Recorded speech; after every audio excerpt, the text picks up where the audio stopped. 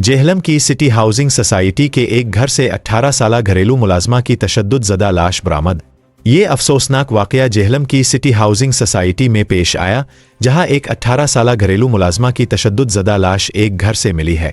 Police के मुताबिक ये लाश राव मोहम्मद आसिफ नामी शख्स के घर से बरामद हुई है। पुलिस ज़राए का कहना है कि 18 साला लड़की का नाम सफिया है, जो ज़िला ओकाड़ा की रिहायशी थी और गुज़श्ता 2 साल से राव आसिफ के घर में मुलाजमत कर रही थी। चंद रोज़ कबल इसी घर से ज़ेवरात चोरी होने का वाक़या पेश आया था, जिसका इल्ज़ाम सफिया पर लगाया गया था।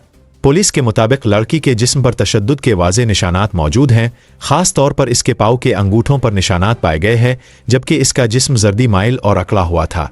वाक़ये के बाद पुलिस ने एक खातून समेत 3 अफराद को हिरासत में ले लिया है, जबकि फ्रांसिक टीम ने मौका से शवाहिद इकट्ठे कर लिए हैं।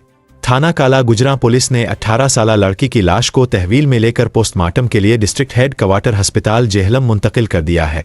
पुलिस का कहना है कि वाक़ये की मुकम्मल तफ्तीश जारी है और मज़ीद हक़ाइक़ पोस्टमार्टम रिपोर्ट के बाद ही सामने आएंगे।